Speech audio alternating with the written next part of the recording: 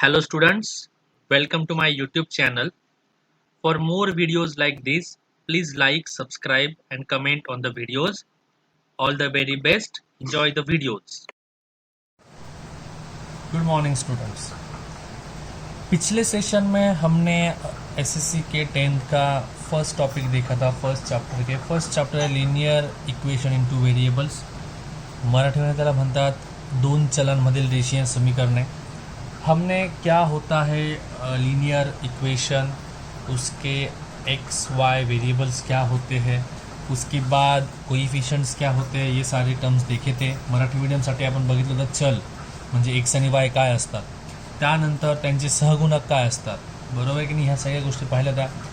Then हमने देखा है उसमें 9th में जो टॉपिक था आपको लीनियर इक्वेशन सॉल्व करने का, वही थियरी पे बेस्ड आपको एक्सरसाइज 1.1 था, प्रॅक्टिस सेट 1.1 था।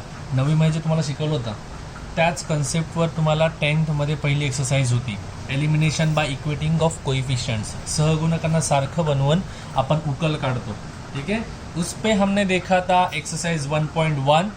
Now we are going to start with the next topic which is more easier than the previous method. That particular topic is called as Cramer's rule, त्याला म्हणतात Cramer's rule, बरोबर आहे की नाही, क्रॅमरची पद्धत। अब इस सब के लिए सबसे इम्पॉर्टेंट चीज़ जो होती है आपको वो होता है डिटर्मिनेंट, ठीक है। अब ये है आपके लिए क्रैमर्स मेथड, ठीक है। जो क्रैमर्स रूल होता है वो हम बाद में देखते हैं। पहले क्रैमर्स रूल के लिए जो एक टॉपिक आपको सबसे ज़्यादा इंपॉर्टेंट है और जो आपको पता है 9th में, we have gone through this topic, ये टॉपिक हमने 9th में देखा है। 9वी मध्ये हा एक डिटर्मिनंट नावाचा टॉपिक आपण बघितलेला आहे। मराठीमध्ये त्याला निर्धारक म्हणतात, पण कन्फ्युजन रिमूव्ह करण्यासाठी कन्फ्युजनच ठेवायचं नाही। मराठी मीडियमवाल्यांनी पण त्याला डिटर्मिनंट म्हणायचं आणि इंग्लिश मीडियम वाले भी उसको डिटर्मिनंट ही कहेंगे। मतलब ये आपको ईजी जाएगा याद रखने के लिए। तो याद रखो, निर्धारक म्हणजेच काय असतो डिटर्मिनंट। मराठी मीडियम यानंतर जेव्हा केव्हा मी डिटर्मिनंट म्हणणार आहे त्याचा अर्थ काय असणार, निर्धारक, ठीक है। चलो अभी यहाँ पे ध्यान दो, डिटर्मिनंट होता क्या है। यहाँ पे देखो, ये जो दो वर्टिकल लाइन्स मैंने निकाली है, ह्या ज्या दोन उभ्या रेषा काढल्या ना, त्याचा अर्थ डिटर्मिनंट असतो। म्हणजे मला ABCD यांचा डिटर्मिनंट काढायचा आहे। जर मला सांगितलं गेलं की यांचा डिटर्मिनंट मला काढायचा आहे, तर कसा काढणार मी, क्रॉस मल्टिप्लिकेशन करून, तिरकस गुणाकार करून। मी A ला D ने गुणणार आणि B ला C ने गुणणार। काय करतोय बघा, I am going to multiply A with D and B with C। देखो A को D से मल्टीप्लाई कर लिया, देखो यहाँ पे लिख लिया, बीच में साइन दे दिया माइनस। ये रूल है डिटर्मिनेंट का, डिटर्मिनेंट फाइंड करने के लिए यही रूल है। इसको A को D से मल्टीप्लाई करो, माइनस B को C से मल्टीप्लाई करो। डिटर्मिनेंटचा नियम काय आहे, A ला D ने गुणा वजा B ला C ने गुणा, तोच रूल आहे। A गुणिले D वजा C गुणिले B, A into D AD minus C into B BC। हा प्रॉपर मेथड, ही प्रॉपर मेथड आहे डिटर्मिनेंट फाइंड करायची। डिटर्मिनेंट फाइंड कैसे किया जाता है समझ में आ गया। अभी आपको ऐसे फॉर्मेट में दिया जाएगा, ऐसे चीज़ें दी जाएंगी एंड आपको सॉल्व करना है। जैसे कि यहाँ पे दिया, देखो ये A डिटर्मिनेंट दिया है 5739 और इसका आंसर आपको निकालना है। तो क्या याद रखोगे, डिटर्मिनेंट कैसे फाइंड करते हो, ये देखो अभी यहाँ पे ये डिटर्मिनेंट का सिंबल है और किसका डिटर्मिनेंट निकलेगा 5739। तो करना क्या है, क्रॉस मल्टीप्लिकेशन, मतलब 5 को 9 से मल्टीप्लाई करोगे। देखो 5 इंटू 9, 5 गुणे 9 केलं। उसके बाद क्या करते हो, बीच में माइनस का साइन देते हो। अब इन दोनों को मल्टीप्लाई कर दिया, इन दोनों को, बचा कौन, ये दोनों, मतलब 7 इंटू 3। तो मैंने यहाँ पे लिख लिया 7 इंटू 3, मतलब 5 इंटू 9 माइनस 3 इंटू 7 या फिर 7 इंटू 3। तो 5 इंटू 9 हो जाता है 45, minus sign as it is, 7 into 3 21, 45 minus 21 is nothing but 24। समझ में आ गया डिटर्मिनेंट कैसे फाइंड करता है। मराठी मीडियम डिटर्मिनेंट कसा शोधायचा समजलंय सगळ्यांना। फक्त तिरकस गुणाकार करायचा आणि त्या तिरकस गुणाकाराची बी वजाबाकी करायची, बस एवढंच आहे। और एक एग्जांपल यहाँ पे 2√3 2 9 3√3। मराठी मीडियमसाठी 2 वर्गमुळात 3, इथे 2 आहे, इथे 9 आहे आणि 3 वर्गमुळात 3। काहीच अवघड नाही आहे, फक्त वर्गमूळ आलं इथे म्हणून वेगवेगळं वाटू शकतंय। स्क्वायर रूट है, इसके लिए डिफिकल्ट लग सकता है, but there is nothing to think about. क्या करना है, जो मेथड पता है वही फॉलो करो। क्या करोगे, क्रॉस मल्टीप्लाई, याला याने गुणायचं आहे, बरोबर आहे की नाही। ये देखो 2√3 इंटू 3√3, 2√3 इंटू 3√3 म्हणजे 2 वर्गमुळात 3 गुणिले 3 वर्गमुळात 3 वजा दूसरा कौन है, ये वाला क्रॉस मल्टीप्लिकेशन 2 इंटू 9, 2 गुणिले 9। नाउ हमें पता है ये मल्टीप्लिकेशन, हमने 9th में आपको सर्ड्स नाम का टॉपिक था, करणी, मराठी मीडियमसाठी त्याला करणी म्हणायचे. त्याच्यात आपण वर्गमुळातला गुणाकार शिकलेलो आहे. जर मी लिहिलं √3 इंटू √3, √3 इंटू √3, अब आपके अंडरस्टैंडिंग के लिए समझा के दे रहा हूँ कैसे आंसर आ रहा है, बट आप लोगों को ऑलरेडी पता है उसका आंसर 3 आएगा. कैसे आएगा? दोनों का रूट है तो दोनों को एक ही बार रूट लिख लिया, और 3 इंटू ये मल्टीप्लाई है ना, सो 3 इंटू 3, 3 गुणिले 3 म्हणजे वर्गमुळात 9 √9 विच इज 3. मतलब √3 इंटू √3 इज ऑलवेज 3. म्हणजे वर्गमुळात 3 गुणिले वर्गमुळात 3 काय येतो? नेहमी 3 येतो. जर मी म्हटलं वर्गमुळात 7 गुणिले वर्गमुळात 7, त्याचं उत्तर काय येणार आहे? 7 येणार आहे. ये ऑलरेडी हमने प्रीवियस इसमें देखा है. अगर मैंने लिखा √14 into √14, the answer would be 14. Likewise you are suppose to solve this. समझ में आ गया ये चीज़? अब देखते हैं ये कैसे सॉल्व करना है. क्रॉस मल्टीप्लिकेशन है, ये 2 बाहर है, ये 3 भी बाहर है, तो इन दोनों को मल्टीप्लाई कर लो. 2 आणि 3 बाहेर आहे वर्गमुळाच्या, पहिले त्यांचा गुणाकार करू. 2 गुणिले 3 काय होतो? 6. इथे 6 लिहून ठेवला. अब बचा कौन वहाँ पे? √3 इंटू √3. √3 इंटू √3 क्या होता है? 3. तो उसकी जगह पे मैंने 3 लिख लिया. मतलब जो बाहर नंबर थे 2 और 3 उनका मल्टीप्लिकेशन 6 लिख लिया. जो अंदर नंबर थे √3 into √3 into is equal to 3. जे बाहेर नंबर होते 2 आणि 3 त्यांचा गुणाकार केला. 2 गुणिले 3 6, आणि वर्गमुळात 3 गुणिले वर्गमुळात 3 काय होतो? 3. म्हणजे 6 गुणिले 3 वजा पुढचा 2 गुणिले 9 जसं तसा लिहिला ॲज इट इज लिखलाय. Now 6 into 3 is 18 minus 2 into 9 is 18. 6 त्रिक 18, 2 9 18. 18 मधून 18 गेले उरले 0. ही आली त्याच्या डिटर्मिनंटची व्हॅल्यू. पहिल्यासाठी डिटर्मिनंट काय आला होता? 24. दुसऱ्यासाठी डिटर्मिनंट काय आला? 0. बस एवढी सोपी मेथड आहे. सगळ्यांना डिटर्मिनंट कसा काढायचं समजला आहे. बिकॉज अगर ये कंसेप्ट समझ में आ गई then and then only we can go for the Cramer's rule. अगर ये कंसेप्ट आपको समझ में आ गई है कि डिटर्मिनेंट कैसे फाइंड किया जाता है, तभी आप लोग फाइंड कर सकते हो Cramer's by Cramer's rule. Got it? समझ में आ गया सब लोगों को? ठीक है. अब हम एक्चुअल में देखते हैं क्रैमर्स रूल क्या होता है, क्योंकि उसके लिए ये डिटर्मिनेंट बहुत इंपॉर्टेंट था. तो पहले हमने डिटर्मिनेंट की कंसेप्ट समझ ली है, तो होपफुली सब लोगों को डिटर्मिनेंट क्या होता है वो समझ में आ गया अभी, ताकि we can go for the Cramer's rule. Okay okay. Now will go to the topic Cramer's rule. आता आपण क्रॅमर्स रूलचं टॉपिक बघणार आहे. मराठीमध्ये पण त्याला क्रॅमर्सची पद्धत किंवा क्रॅमर्सचा रूलच म्हणतात. ठीक है, क्रैमर्सचा नियम किंवा असं काहीतरी.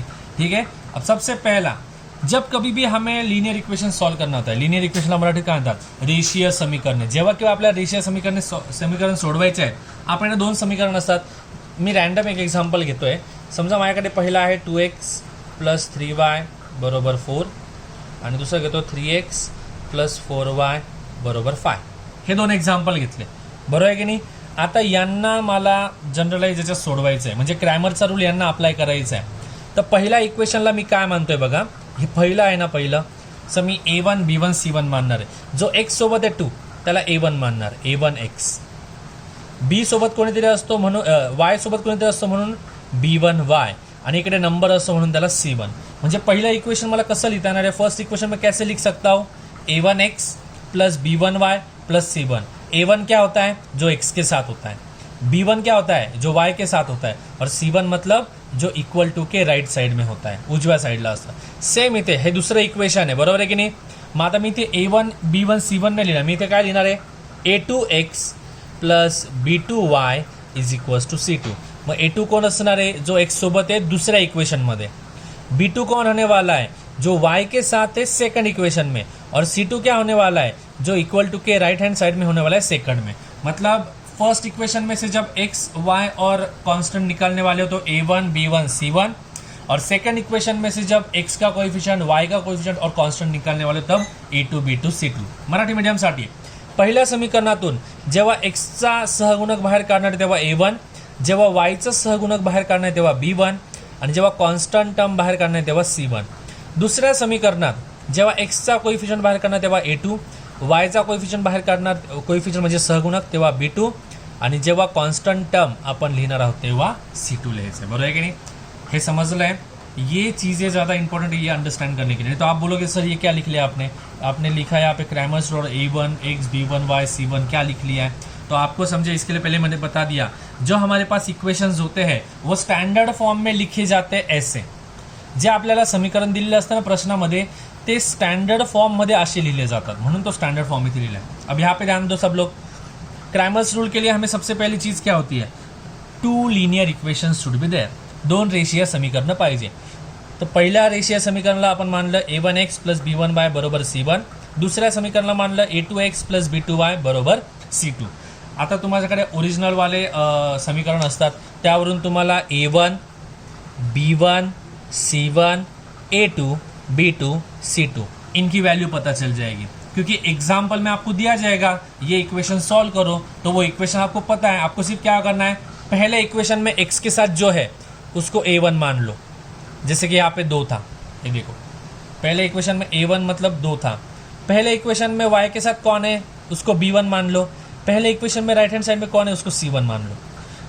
दुसऱ्या समीकरणात x सोबत कोण आहे त्याला a2 माना, y सोबत जो आहे त्याला b2 माना, आणि राइट हँड साइडला जो आहे त्याला काय म्हणायचं c2 मानायचं. म्हणजे तुम्हाला a1 b1 c1 a2 b2 c2 यांची वैल्यू माहिती असते.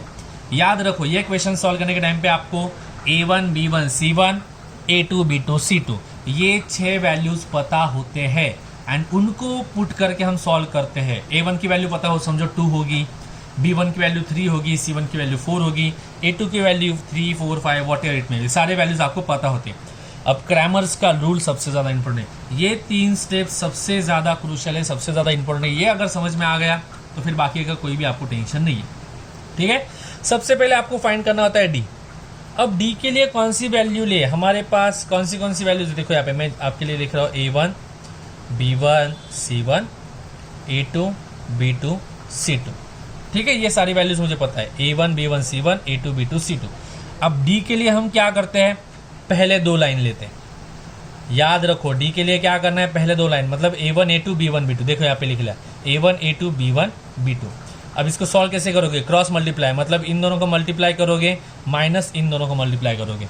याद रखो ये सब ध्यान में रखने की जरूरत, मैं सर्कल कर रहा हूँ, इसको याद रखने की जरूरत नहीं है आपको, क्योंकि ये वैल्यूज हर बार बदलने वाले हैं. आपको जो क्वेश्चन आएगा उसके हिसाब से ये वैल्यू चेंज होंगे. तो सिर्फ डिटर्मिनंट कैसे फाइंड करते हैं, डिटर्मिनंट कसा शोधता हे लक्षात ठेवा आणि हे नियम लक्षात ठेवा. डी के लिए हम क्या करते हैं, a1 a2 b1 b2. a1 a2 मतलब x वाला, b1 b2 मतलब y वाला. यहाँ पे x वाला लिख लेते हैं, यहाँ पे y वाला लिख लेते हैं डी के लिए. ठीक है, नाउ dx के लिए क्या करोगे, dx के लिए x वाला निकाल देना है. Please be careful. काय करायचं आपल्याला, एक्सचा जो सहगुणक आहे तो काढून टाकायचा आहे. एक्सचा सहगुणक कोण आहे, a1 a2 काढून टाकायचा. मग त्याच्या जागी काय लिहिणार तुम्ही, c1 c2. हा नियम आहे. ये देखो a1 a2 अगर निकाल दिया तो हमें 4 नंबर लगने वाला है, सिर्फ b1 b2 लिख के तो होगा नहीं, तो हमें उसकी जगह पे क्या लिखना है, c1 c2. तो x की जगह पे, इसकी जगह पे मैं c1 c2 लिखने, और देखो यहाँ पे a1 a2 की जगह पे मैंने क्या लिख लिया, फिर c1 c2 लिख लिया, और ये b1 b2 जैसे के तैसे, जो पहले था वैसे के वैसे मैंने लिख लिया. फिर से समझो, ये a1 a2 b1 b2 में तो कुछ प्रॉब्लम नहीं है. जब dx निकालते हो तो x नहीं चाहिए हमें, x के साथ जो है वो नहीं चाहिए. x के साथ कौन है यहाँ पे, a1, यहाँ पे कौन है x के साथ, a2, वो नहीं चाहिए हमें. तो उसकी जगह पे मैं क्या लिखने वाला हूँ, c1 c2.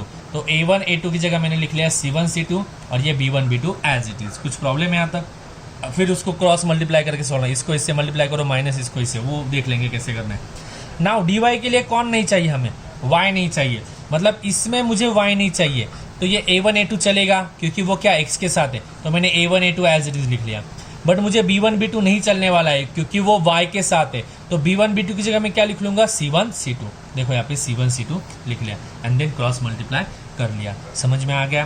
फिर से ध्यान दो, एक और बार बता रहा हूँ. डी के टाइम पे x और y के लिखते हैं हम, x का a1 a2 y का b1 b2. dx के टाइम पे x नहीं चाहिए मुझे, तो मैं x की जगह जो a1 a2 था उसकी जगह c1 c2 लिख लिया एंड ये b1 b2 as it is. dy के टाइम पे कौन नहीं चाहिए, y का कोएफिशिएंट नहीं चाहिए, इनमें y नहीं चाहिए, मतलब b1 b2 नहीं चाहिए मुझे, तो ये a1 a2 लिख लिया as it is a1 a2, and b1 b2 की जगह मैंने क्या लिख लिया, c1 c2. एंड फिर उनको सॉल्व करना है, मतलब मुझे d का वैल्यू मिल जाएगा, dx का वैल्यू मिलेगा, dy का वैल्यू मिलेगा, बिकॉज ये सॉल्व करने का मुझे आंसर मिलने वाला. अब मेरे पास कौन सी वैल्यू, d dx dy, बराबर है. अब क्रैमर्स रूल हमें क्या बताता है, अगर आपको x की वैल्यू चाहिए तो आपको क्या करना पड़ेगा, dx को d से डिवाइड करना पडेगा. जर तुम्हाला x ची किंमत पाहिजे तर dxच्या किमतीला dच्या किमतीने भागायचं. मग dx ची किंमत असेल ती टाकायची, d ची किंमत टाकायची, त्यांचा भागाकार केल्यावर जे उत्तर भेटेल ती कोणाची किंमत असणार आहे, x ची. y साठी काय कराल मग, dy छेदी d, म्हणजे dy ची जी किंमत असेल तिला d ने काय करायचं, भागायचं. समजलं, आणि तुम्हाला y ची किंमत मिळून जाईल. सबको समझ में आ गया कैसे सॉल्व करना है. जब हम एक्चुअल में एग्जाम्पल लेंगे तो और कन्सेप्ट क्लिअर होंगी. तो please be patient. Theory time पे जेव्हा कोणतीही मेथड मी समजावून सांगतोय तर पूर्ण थिअरी असतं, पूर्ण A1 B1 C1 हे इकडचे नियम तिकडचे नियम हे सगळं सांगितलेलं असतं. तेव्हा समजायला थोडं डिफिकल्ट वाटू शकते. ठीक है, उस टाइम पे समझना थोड़ा डिफिकल्ट लग सकता है, बट नेवरदलेस मैंने पहले आपको बोला है जब हम एक्सरसाइज सॉल्व करते हैं तो ये कॉन्सेप्ट्स और बेटर वे में क्लियर होती जाती है. ठीक है, सो बी पेशंट. थोडं शांत राहा, समजेल पुढे जाऊन अजून गोष्टी. जर एखादा टॉपिक किंवा एखादा हा A1 A2 कसा घेतला, B1 B2 कसा घेतला हे जर आत्ता लक्षात नसेल आलं, जसे जसे आपण एक्झाम्पल सॉल्व करू अजून गोष्टी क्लिअर होतील. ठीक आहे, मग आता एक्सरसाइज स्टार्ट करायची. All the theory is cover, सगळी थियरी कवर झालेली. आता आपण एक्सरसाइज स्टार्ट करूया. अब एक्सरसाइज 1.3 में हम जो क्वेश्चन सॉल्व करके लेने वाले हैं आपको वो होगा क्वेश्चन नंबर 2 का 1.3 एंड क्वेश्चन नंबर 3 का 1.36. The remaining questions would be homework for you. बचे हुए क्वेश्चंस आप लोगों को होमवर्क है जो आपको स्ट्रिक्टली सबमिट करने हैं. आफ्टर ये वीडियो देखने के बाद जो मैंने सॉल्व करके दिए वो नोट्स राइट डाउन करने के, एंड उसके बाद होमवर्क का टाइटल देखिए बचे हुए क्वेश्चंस भी आप लोगों को सॉल्व करने. अगर उसमें कुछ डाउट होगा you can revert back to me. आप मुझे कांटेक्ट कर सकते हो, हम वो डाउट सॉल्व करके लेंगे. ठीक है, अब क्वेश्चन नंबर 2 जो है 1.3 का 2, उसमें आपको डिटर्मिनंट फाइंड करने बोला आहे. तुम्हाला काय शोधायला लावलं, डिटर्मिनंट. ठीक आहे, पहिला जो क्वेश्चन आहे त्यातला हा दिला गेला आहे तुम्हाला असा. ही डिटर्मिनंटचा सिम्बॉल आहे -1724, मतलब यहाँ पे -17 2 and 4 दिया गया है. अब डिटर्मिनेंट फाइंड करना तो आपको पता है, हमने देखा है क्या करते हो हम लोग, क्रॉस मल्टिप्लिकेशन, तिरकस गुणाकार. म्हणजे याने याला गुणायचं, -1 ने 4 ला गुणायचं. देखो -1 × 4 ये इक्वल टू साइन आहे, -1 × 4 नंतर मायनस साइन असते. मग कोणाचा गुणाकार असेल 7 आणि 2चा, 7 और 2 का मल्टीप्लिकेशन 7 × 2 -7 × 2. सो -1 × 4 क्या होता है -4, बरोबर. ये sign minus as it is. 7 × कितना आता है 14, म्हणजे -1 × 4 -4 वजा 7 दुने 14, -4 वजा 4 वजा 14 काय होणार आहे -18, -4 -14 इज -18. तो ये आ गया आपका डिटर्मिनेंट का वैल्यू. डी मिल गया आपको. कितना सिंपल है, कुछ डिफिकल्ट है क्या इसमें, नहीं. और पूरा का पूरा चैप्टर, पूरा का पूरा एक्सरसाइज समझ लो आप. ये चैप्टर ने पूरा का पूरा एक्सरसाइज बहुत ईजी है, बहुत ईजी है. एक बार आपको डिटर्मिनेंट समझ में आ गया ना तो बाद में कुछ भी सोचने की जरूरत नहीं. धप्पाधप सिर्फ आपको क्या करना है, आपके जो डिटर्मिनेंट है वही फाइंड करना है, उनकी वैल्यू पुट करनी है वहाँ पे. That's it. ठीक है, अब थर्ड वाला देखते हैं क्या है. थर्ड वाला थोड़ा अलग लग सकता है, because I know you people very well. एक बार अगर फ्रैक्शन आ गए या फिर डेसिमल आ गया पॉइंट वाले तो आप लोगों को डर लग जाता है, बरं आहे की नाही. मराठी मीडियम जा असे छेदेवाले आले म्हणजे 7/3 5/3 त्याचा जर गुणाकार भागाकार बेरीज वजाबाकी करायची थोडं टेन्शन येतं आपल्याला, बरं आहे की नाही. टेन्शन घ्यायची गरज नाही आहे, इझी आहे. मेथड याद रखो. काय करायचं हे लक्षात ठेवा. कॅल्क्युलेशन पार्ट करून घेऊ आपण मॅनेज. काय करायचं आहे आपल्याला, ह्या दोघांचा गुणाकार क्या करना है हम दोनों को, इन दोनों को मल्टीप्लाई करना है. मतलब 7/3 एंड 1/2 को मल्टीप्लाई करना है. बघा 7/3 गुणिले 1/2. ठीक है, उसके बाद क्या करते हो, माइनस. क्या माइनस करते हो, इन दोनों का मल्टीप्लिकेशन, या दोघांचा गुणाकार म्हणजे 5/3 गुणिले 3/2. देखो 5/3 गुणिले 3/2. इंग्लिश मीडियम वालों को क्या है 7/3 × 1/2 माइनस 5/3 × 3/2. अब ये पहले देखो कुछ कैंसिल हो रहा है क्या, डिनोमिनेटर एंड न्यूमरेटर वाला कुछ कैंसिल नहीं हो रहा है. अंश आणि छेद यांच्यात काही कैंसिल होतं आहे का, नाही होते. बड़ा एक गुणाकार 7 × 1 7, 3 × 2 6, 7 1 7, 3 2 6, बीच में साइन है माइनस. अब यहाँ पे देखो कुछ कैंसिल हो रहा था डेफिनेटली, ये 3 और ये 3 कैंसिल हो रहा है, 3 1 3 और 3 1 3. ठीक है, अब और कोई कैंसिल हो रहा है नहीं, तो मल्टीप्लाई करते हैं. ऊपर का ऊपर मल्टीप्लाई होगा, नीचे वाला नीचे मल्टीप्लाई होगा. 5 × 1 5 एंड ये 1 है, 1 × 2 2 एज इट इज. समझ में आ गया कैसे मल्टीप्लाई किया है. अब मल्टीप्लिकेशन तो डेफिनेटली आपको आता है. अगर फिर भी आपको कुछ डाउट होंगे तो प्रैक्टिस करो. That is what I am trying to. ये चीज़ें नई नहीं है आपको कि आप पहली बार देख रहे हो ये करना, पहली बार नहीं देख रहे हो. ये कैलकुलेशन पार्ट आपने पहले सॉल्व किया. Just because you are not practising, आप लोग उसकी प्रैक्टिस नहीं कर रहे हो, इसके लिए अलग लग रहा है. तो अगर आपको लग रहा है कि यार ये कैसे किया मुझे समझ में नहीं आया, बताया सर ने कैसे करना ये तो आया बट समझ में नहीं आया, तो क्या करना है, go through text book of previous grades. 9वी 8वी 7वीचे पुस्तकं बघा, त्यांच्यामध्ये तुम्ही कसा गुणाकार केलाय ते बघा आणि प्रॅक्टिस करा त्याची. कारण ह्या गोष्टी 10वीच्या लेवलला शिकवणं एक्सपेक्टेड नाही आहे, ह्या तुम्हाला माहितीच असायला हव्या. क्या आन्सर आहे यहाँ पे 7/6 - 5/2. फ्रॅक्शन आहे. काय करतो याच्यात दोन प्रकार आहे, एक तर याचा लसावी काढून सॉल्व करता येईल किंवा तिरकस गुणाकार. मराठी मीडियम एक तो LCM से सॉल्व कर सकते हो उसको या फिर क्रॉस मल्टीप्लिकेशन. हमें आदत है क्रॉस मल्टीप्लिकेशन, तो will go with the cross multiplication now. ठीक आहे, तो क्रॉस मल्टीप्लिकेशन मध्ये काय करतो, ह्या दोघांचा गुणाकार 7 × 2 बघा 7 × 2 मायनस ह्या दोघांचा गुणाकार 6 × 5 6 × 5 डिवायडेड बाय ह्या दोघांचा गुणाकार 6 × 2. This is the standard methodology for cross multiplication. 7 दूने 14 वजा 6 पंचे 30 भागिले 6 दूने 12 7 2 जा 14 6 5 जा 30 6 2 जा 12.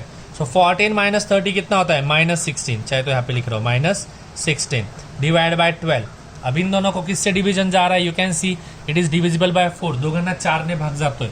मग 4 चौक 16 आणि 4 त्रिक 12 म्हणजे वरती -4 खाली +3 म्हणजे डी ची किंमत किती आली तुमची -4/3. समझ में आ गया.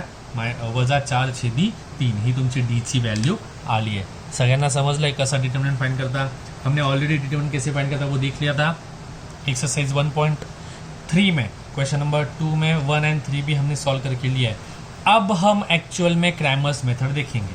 क्रॅमर्स रूल काय असतो तो कसा सॉल्व करता हे आपण बघूया. ठीक आहे, now pay attention here. Question number 3 जो आहे तो तुम्हाला दिलेला आहे सॉल्व बाय क्रॅमर्स रूल. क्रॅमर्सच्या मदतीने सॉल्व करा, क्रॅमर्सच्या नियमाने सॉल्व करा.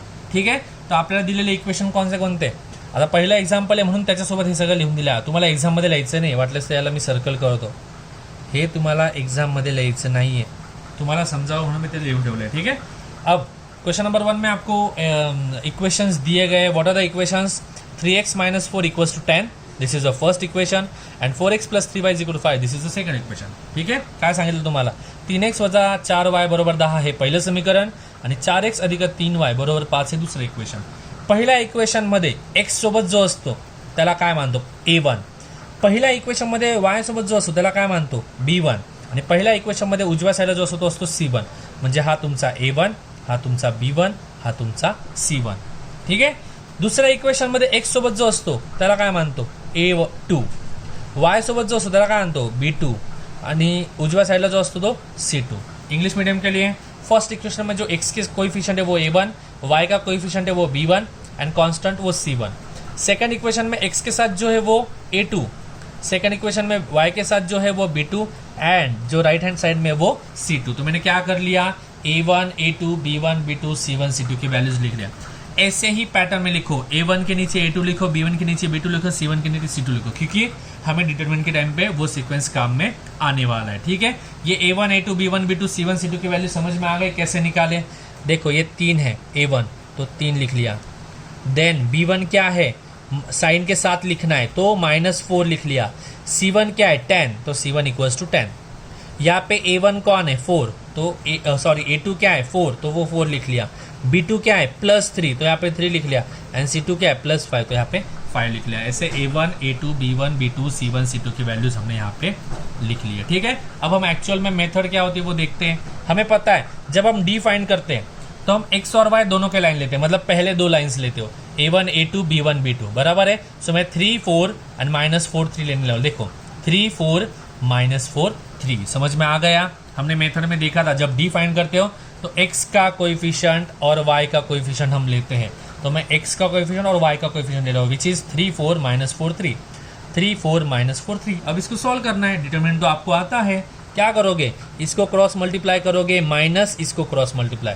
सो 3 × 3 देखो यहाँ पे लिख लिया 3 × 3 माइनस किसको मल्टीप्लाई 4 × -4 सो 4 × -4. 3 × 3 इज 9. ये माइनस एज इट इज 4 × -4 4 गुणले -4 का होता है -16 -16 साइन के साथ लिखना है. अब आप देख सकते हो ये माइनस और ये माइनस क्या हो जाए माइनस माइनस प्लस वजा अधिक होता है बरोबर है कि नहीं. सो ये 9 एज इट इज बीच में प्लस लिख लिया और ये 16 9 आणि 16 किती होतात 25. ये क्या आ गया आपका डी की वैल्यू आ गई. समझ में आ गया डी की वैल्यू कैसे फाइंड की हमने, सब लोगों को समझ में आ गया. अब आगे फाइंड करना है हमें dx. dx के टाइम पे हम क्या करते हैं x का कोएफिशिएंट छोड़ देना है, मतलब ये दोनों हमें नहीं चाहिए dx के टाइम पे। तो इसकी जगह पे मैं क्या लिखने वाला हूँ, c1 c2, मतलब यहाँ पे a1 a2 था ना, उसकी जगह पे क्या आएगा c1 c2। c1 c2 क्या है, tan phi। सो मैंने यहाँ पे लिख लिया tan phi, मतलब x का कोएफिशिएंट निकाल दिया। x चा सहगुणक आपल्याला नको असतो dx च्या वेळेस, तर हा काढून टाकला 3 आणि 4, बघा हा 3 4 होता तो काढून टाकला। त्याच्या आधी काय लिहिला आपण, c1 c2 म्हणजे 10 आणि 5, बघा 10 आणि 5। दुसरा जसा तसा y तर आपल्याला चालणार आहे, हा b1 b2 आहे ना, मग हा -4 आणि 3 -4 3 जसाच्या तसा परत सॉल्व करायचं आहे आपल्याला। सॉरी 10 इंटू 3 लिख लिया, माइनस यहाँ पे कौन है 5 इंटू -4, दैट मीन्स यहाँ पे लिख लिया। अब 10 इंटू 3 30 लिख लिया, ये minus sign as it is लिख लिया। -4 इंटू 5 क्या होता है, -20, माइनस माइनस प्लस म्हणजे 30 अधिक 20 50, म्हणजे dx काय आला तुमचा 50। dx के टाइम पे मैंने आपको पहले ही बोला था x का कोएफिशिएंट निकाल देते हैं, x चा सहगुण तुम्ही साईडला काढून टाकतात आणि y चा जसा तसा लिहितात, बरोबर आहे की नाही। आता dy साठी बघूयात काय करायचं है। क्या करोगे dy के लिए, dy के लिए हमें y का कोएफिशिएंट नहीं चाहिए, इसमें हाँ इसमें y का कोएफिशिएंट नहीं चाहिए, तो ये निकाल दोगे, बचा कौन, ये 3 4 जैसे के तैसे, ये 3 4 लिख लिया, और y की जगह पे किसको लिखोगे, c2 एंड c1 को। सो tan phi मैंने यहाँ पे लिख लिया, बराबर है। अब फिर से सॉल्व करते, क्रॉस मल्टीप्लाई, 3 इंटू 5 3 गुणले 5 वजा 4 10 40, 10 इंटू 4 तो 3 5 15 वजा 40, 15 मधून 40 गेले -25। समझ में आ गया डी वाई भी कैसे फाइंड किया है। पैटर्न ध्यान में रखो, बहुत सिंपल मेथड है, कुछ भी डिफिकल्ट नहीं है। फिर से एक बार, अभी D X and D Y कैसे फाइंड करते हैं वो एक बार मैं आपको समझा देता हूँ फिर से। हमारे पास a1 a2 b1 b2 c1 c2 की वैल्यूज है। डी के टाइम पे हम पहले 2 लाइन्स लेते हैं, a1 a2 b1 b2, देखो यहाँ पे लिख लिया 3 4 -4 3। dx के टाइम पे क्या करते हो, ये लाइन निकाल देते हो और उसकी जगह क्या लिखते हो, c1 c2, देखो यहाँ पे c1 c2, मतलब 3 4 की जगह पे कौन आ गया, tan phi आ गया, देखो 3 4 की जगह पे 10 और 5 आ गया, एंड ये -4 3 जैसे के तैसे। dy के टाइम पे क्या करते हो, y की लाइन मुझे नहीं चाहिए, तो मैं क्या करूंगा, ये लाइन a1 a2 3 4 एंड ये c1 c2 10 5 साथ में लिखूंगा, 3 4 10 5 3 4 10 5। समझ में आ गया कैसे फाइंड करना है। अब मेरे पास dx और dy तीनों के वैल्यूज है, तो मैं क्या करने वाला हूँ, यहाँ पे क्रॅमर्स रूल अप्लाय करूंगा। क्रॅमरचा नियम मी लावणार आहे। क्रॅमरचा नियम काय सांगतो आपल्याला, जर मला x ची किंमत पाहिजे तर मला काय लिहावं लागेल, dx अपॉन d। dx ची वैल्यू किती आली होती माझी, का कुठे 50, सो मैंने 50 लिख लिया। d की वैल्यू कितनी आई थी 25, 50 upon 25 is nothing but 2। y चा वैल्यू काय असतं, dy छेदी d म्हणजे dy अपॉन d। dy की वैल्यू कितनी आई थी मेरी -25 अपॉन d की वैल्यू कितनी आई 25, -25 अपॉन 25 इज -1, मतलब x की वैल्यू आ गई 10 2 एंड y की वैल्यू आ गई -1। तो लास्ट में से स्टेटमेंट लिखना है मुझे, x equals to 2 y equals to -1 is the solution. Marathi medium वाले काय लिहिणार, x बरोबर 2 आणि y बरोबर -1 ही उकल आहे। समझ में आ गया सब लोगों को कैसे सॉल्व करना है। मेथड काफ़ी सिंपल है, सिर्फ पैटर्न एक बार समझ में आना चाहिए। एकदा तुम्हाला समजलं पाहिजे की आपण डी साठी कोणत्या किमती घेणार आहे, dx साठी कोणत्या किमती घेणार आहे, dy साठी कोणत्या किमती घेणार आहे। एकदा ते समजलं तर क्वेश्चन्स खूप इझी असतात आणि ह्या टॉपिकवर बोर्डच्या एक्झामला कमीत कमी एक प्रश्न तर विचारला जातो, एक प्रश्न कॅमर्स रूलला आणि एक प्रश्न डिटर्मिनंट फाइंड करायला। कमीत कमी एक प्रश्न राहणार आहे तुम्हाला, दोघांपैकी एक येईल किंवा दोघं सुद्धा येऊ शकतात। त्यामुळे हा टॉपिक एकदम नीट करून घ्या, ही एक्सरसाइज एकदम नीट, कारण की सोपी पण आहे, समझायला इजी पण आहे तुम्हाला, बरा है कि नहीं, समझने को भी काफ़ी इजी है, ज़्यादा हेवी नहीं है आप लोगों के लिए, बरा है कि नहीं। So please go through it thoroughly and you will get to know and you will understand the method quite comfortably, ठीक है। Thank you. पुढचा प्रश्न आता चालू केला, क्वेश्चन नंबर 3 मतलब पहिला सॉल्व केला आपण, 3 आणि 6 आपण सॉल्व करणार आहे, ठीक है। अब हम क्वेश्चन नंबर 3 सॉल्व करते हैं। क्वेश्चन नंबर 3 में आपको दिया गया है x plus 2y is equal to -1 and 2x minus 3y is equal to 10, ठीक है। अब पिछले एग्जाम के लिए मैं यहाँ पे a1x plus b1y plus c1, a2x plus b2y plus c2 ये सब नहीं लिखने, डायरेक्ट आपको समझ में आना चाहिए। अभी देखो, ये पहला इक्वेशन, ये दूसरा इक्वेशन, यहीं पे समझ लो। यहाँ पे होता है a1, यहाँ पे होता है b1, यहाँ पे होता है c1, यहाँ पे होता है a2, this is c2, this is b2 and this is c2। Directly sequence से लिख रहा हूँ, देखो मैं a1 b1 c1 a2 b2 c2, 1 2 -1, देखो 1 2 -1। दूसरा इक्वेशन मध्ये 2 -3 12, 2 -3 12 डायरेक्टली इक्वेशन्स मधून तुम्हाला a1 a2 b1 b2 c1 c2 च्या व्हॅल्यूज भेटतील. अब क्या करना है आपको, d dx एंड dy. आपके पास a1 a2 b1 b2 c1 c2 है. d के लिए क्या करोगे, पहले दो लाइंस, ठीक है, मतलब 1 2 2 माइनस 3 1 2 2 माइनस 3 सॉल्व करना है. 1 इंटू मायनस 3 मायनस 2 इंटू 2 म्हणजे इथे लिहून घेतलं. 1 इंटू मायनस 3 माइनस 2 इंटू 2 4 म्हणजे minus 3 minus 4 which is equal to minus 7. ये किसका आंसर आ गया, डी का. dx के लिए क्या करते हो आप, इसको निकाल देना है. यहाँ पे ध्यान दो, नहीं तो यहाँ पे ध्यान दो. इसको निकाल देना है, इसकी जगह हमें चेंज करना है c1 c2 से. तो मैंने 1 2 की जगह क्या लिख लिया, -1 12. देखो -1 12 लिख लिया यहाँ पे, और ये 2 -3 जैसे के तैसे, मतलब सिर्फ x को निकाल दिया. मैंने पहले ही बोला था dx के टाइम पे x का कोएफिशिएंट, मतलब a1 a2 मुझे नहीं चाहिए, मतलब 1 2 मुझे नहीं चाहिए, तो मैंने निकाल दिया और उसकी जगह c1 c2 लिख लिया. अब इसको सॉल्व करो. -1 इंटू -3 यहाँ पे लिख लिया, -12 इंटू 2 वो यहाँ पे लिख लिया, -1 इंटू -3 प्लस 3, क्योंकि माइनस माइनस प्लस हो जाता है. ये minus sign as it is. 12 into 2 is 24.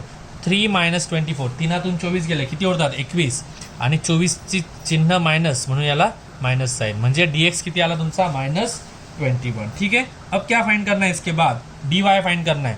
dy के लिए क्या करते हो, ये जो आपको दिख रहा है ये निकाल देना है, y का कोएफिशिएंट निकाल देना है. तो बचा कौन, a1 a2 c1 c2, मतलब 1 2 -1 12 1 2 -1 12 वो लिख लिया. आप कैलकुलेशन करते, 1 इंटू 12 12 माइनस 2 इंटू -1 2 इंटू -1, ये माइनस और ये माइनस क्या हो जाएगा, प्लस हो जाएगा, बराबर है. And 1 into 2 is 2 12 plus 2 is nothing but 14, म्हणजे 12 2 किती होतात 14. म्हणजे तुमच्याकडे डीची पण किंमत आहे, dxची पण किंमत आहे आणि dyची पण किंमत आहे.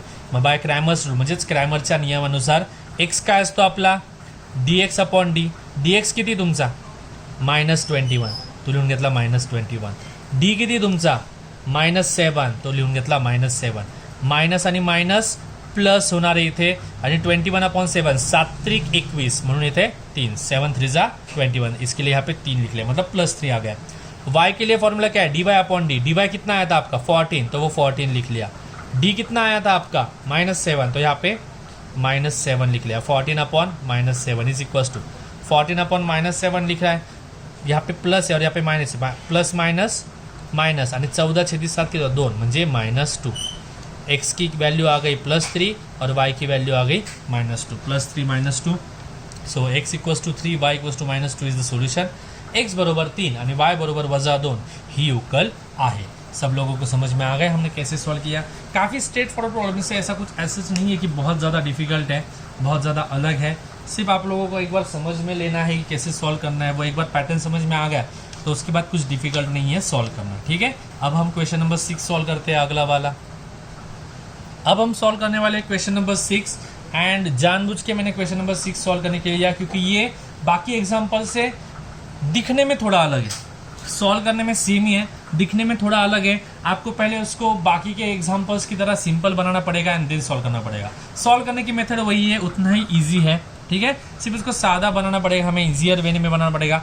इक्वेशंस क्या दिए गए यहाँ पे ध्यान दो. अभी समीकरण काय काय दिले तुम्हाला, 2x अधिक 3y बरोबर 2, x वजा y छेदी 2 बरोबर 1/2. हे दुसरं इक्वेशन. 2 इक्वेशन है इंग्लिश मीडियम के लिए. पहला इक्वेशन है 2x + 3y = 2. दूसरा इक्वेशन है x - y/2 = 1/2. अब ये वाला तो ईजी है, यहाँ पे मुझे a1 b1 c1 मिल जाएगा. बट यहाँ पे अगर आप देखोगे तो यहाँ पे a1 b1 a2 b2 c2 काफ़ी डिफिकल्ट है. फ्रॅक्शन में दिख रहे हैं मुझे 1/2 1/2 y/2 असे अवघड वाटतं आहे. तर मी काय करेन, याला सोपं बनवायचा प्रयत्न करूँ. इसको इजी बनाने के लिए कैसे बनाया जाएगा, एक्सरसाइज 1.1 प्रैक्टिस सेट 1.1 में हमने देखा था. इजी बनाने के लिए क्या करते हो, जो यहाँ पे नीचे है जो प्रॉब्लेम क्रिएट कर रहा है, ये डिव्हिजन वाला प्रॉब्लेम क्रिएट कर रहा है ना, हा जो खाली दिसतोय तुम्हाला 2 तो प्रॉब्लेम करतोय, त्या 2ला काढून टाकायचं. मग भागिले 2 आहे इथे, तर याला काय कराल तुम्ही, गुणिले 2 कराल, म्हणजे हा 2 काय होईल, कॅन्सल होईल. बरोबर है. म्हणजे सेकंड इक्वेशन को क्या करना पड़ेगा, ये डिवीजन वाला 2 हमको नहीं चाहिए, तो हमें क्या करना पड़ेगा, we have to multiply this whole equation by 2. ह्या पूर्णच्या पूर्ण समीकरणाला आपल्याला 2ने काय करावं लागेल, गुणावं लागणार आहे. तो वही करता हूँ यहाँ पे, मल्टीप्लाय इक्वेशन 2/2. समीकरण 2ला 2ने गुणूयात. आता बघा, पहिलं टर्म x, याला 2ने गुणलं काय बनतोय 2x. इथे 2 ने गुणलं तर हा 2 आणि हा 2 कॅन्सल होईल, उरला कोण फक्त मायनस वाय, इथे लिहिला मायनस वाय, आणि इथे पण 2 ने गुणला, हा 2 आणि हा 2 कट झाला, उरला कोण 1, सो यहाँ पे लिख लिया 1, इसको दे दिया थर्ड नंबर. म्हणजे आता आपण हा आणि हा ये दोनों इक्वेशन सॉल्व कर सकतो. हे समीकरण हे समीकरण आपल्याला सॉल्व करायचं. सोपं आहे ना आता हे, आता दिसायला सोपं झालंय. मी ये दोनों इक्वेशन 2x + 3y = 2 यहाँ पे लिख लिया एंड 2x - y = 1 यहाँ पे लिख लिया. अब इसके आगे हमारा सिंपल पार्ट स्टार्ट हो जाएगा, जैसे हमने पहले सॉल्व किया. हार्डर पार्ट सॉल्व हो गया, समझ में आ गया कैसे सॉल्व किया. अब फिर से यहाँ पे ये होगा a1, यहाँ पे लिख लिया, ये होगा b1, वो यहाँ पे लिख लिया, ये होने वाला है c1, वो लिख लिया. This 2 is a2, this nothing is over there, मतलब -1 कुछ नहीं, मतलब -1 है, इट इज b2 एंड यहाँ पे 1 है, मतलब c2. एक बार a1 a2 b1 b2 c1 c2 की वैल्यूज आपके पास आ गई, उसके बाद तो काफ़ी ईजी है सॉल्व करना. d के लिए रूल क्या होता है, a1 a2 b1 b2 पहले दो लाइन, सो 2 2 3 -1 2 2 3 -1 2 इंटू -1 हो जाता है यहाँ पे, -2 इंटू 3 यहाँ पे, या फिर 3 इंटू 2, 2 इंटू -1 -2, यहाँ पे माइनस साइन वो as it is, and 3 into 2 यहाँ पे आ गया 6, -2 -6 हो जाए -8, ये आ गया आपका डी. डी के टाइम पे क्या करते हो, ये दोनों मिलता है. dx के टाइम पे क्या करते हो, ये निकल जाएगा, बराबर है, बट उसकी जगह ये लिखना है, तो मैं पहले लिखूंगा 2 1, देखो यहाँ पे 2 1 लिख लिया, और ये दूसरा वाला 3 -1 एज इट इज. अब 2 इंटू -1 यहाँ पे लिख लिया, -1 इंटू 3 यहाँ पे लिख लिया. 2 इंटू -1 होता है -2, ये माइनस साइन जैसे के तैसे, और 3 इंटू 1 3, -2 -3 क्या हो जाएगा -5. ये आ गया आपका dx की वैल्यू. अब dy के लिए क्या करोगे, dy के लिए ये मुझे नहीं चाहिए, तो ये वाला और ये वाला एज इट इज लिखना है, मतलब 2 2 2 1, देखो 2 2 एंड 2 1 लिख लिया. Now 2 into 1 -2 into 2 which is 4. Now 2 into 1 होता है 2, ये माइनस की साइन एज इट इज, और ये 4 एज इट इज, 2 - 4 कितना हो जाएगा -2, मतलब d की वैल्यू आई -8, dx मिला आपको -5, और dy मिला है -2. अब सिर्फ आपको क्या करना है, क्रैमर्स रूल में अप्लाई करना है उसको. क्रैमर्स रूल में कैसे अप्लाई करना है आपको तो पता है, d dx और dy की वैल्यू होने के बाद क्या करते हो आप लोग, d dx और dy की वैल्यू पता होने के बाद क्या करते हो, मैंने पूछा था आपको, पता है कि नहीं. So we know by Cramer's rule, Marathi वाले क्या लेना है, क्रैमर्सच्या नियमानुसार x = dx/d. dx की वैल्यू कितनी है हमारे पास, -5, हमने फाइंड किया था अभी. d की वैल्यू कितनी है, -8, वो भी फाइंड किया था. अब ये माइनस माइनस फाइनल आंसर हो जाएगा प्लस, ये दोनों एक दूसरे को कैंसिल नहीं करते, काही सेम नहीं, कैंसिल होत नाही, जसं जसं आल्या 5 छेदी 8, ठीक है. 5/8 एज इट इज लिखना है. नेक्स्ट y क्या होता है, dy/d. dy की वैल्यू हमारे पास आई थी -2, बराबर है, और d की वैल्यू क्या है हमारे पास -8. ये माइनस माइनस क्या हो जाएगा, प्लस हो जाएगा, और 2/8, 2 1 = 2 2 4 = 8, मतलब 1/4, मतलब एक y की वैल्यू कितनी आ गई आपके पास 1/4, और x की वैल्यू कितनी है 5/8, बराबर है. So x = 5/8, y = 1/4 is the solution. Marathi मीडियमसाठी x बरोबर 5/8 आणि y बरोबर 1/4 ही उकल आहे. समझला, समझ में आ गया. अगर आपने ठीक से ये सारे क्वेश्चंस देखे होंगे तो there is nothing to think about, कुछ भी ज़्यादा अलग चीज़ें नहीं है. सिर्फ एक बार आपको इक्वेशन्स में से a1 a2 b1 b2 c1 c2 बाहर निकालते आना चाहिए. समीकरणामधून तुम्हाला फक्त a1 a2 b1 b2 c1 c2 शोधता आला पाहिजे, आणि त्यानंतर d dx आणि dy यांच्या किमती कळल्या पाहिजे. सिर्फ इतना ही ध्यान में रखना है आप लोगों को, बराबर है. क्या करना है आप लोगों को, सिर्फ इक्वेशंस में से a1 a2 b1 b2 c1 c2 find करना है. उसके बाद वो a1 a2 b1 b2 c1 c2 की जो वैल्यू मिलने वाली है आपको, वो d dx और dy में अप्लाई करते आनी चाहिए. उससे क्या मिल जाता है आपको, d dx और dy की व्हॅल्यू मिळते आहे, त्यावरून आपण d dx आणि dyच्या किमती मिळवतो, आणि त्यानंतर क्रॅमरचा रूल अप्लाय करून x बरोबर dx/d आणि y बरोबर dy/d हा फॉर्म्युला अप्लाय करतो, आणि x आणि yच्या किमती आपल्याला मिळतात. ठीक आहे. एकदा नीट ह्या व्हिडिओ थ्रू जा, जर काही डाउट्स असतील तर विचारायला विसरू नका. एक बार ये वीडियो ठीक से देखो, और कुछ डाउट्स होंगे तो please ask me. And one more thing, अगर आपको ये वीडियो पसंद है तो यहाँ पे सब्सक्राइब करो मेरे चैनल पे, इट विल बी गुड. अगर आप सब्सक्राइब करोगे तो आपको आगे जाके यही वीडियो देखने मिलेंगे बार बार. लाइक भी करने को भूलना मत, लाइक भी करो मेरे वीडियो को. Thank you so much.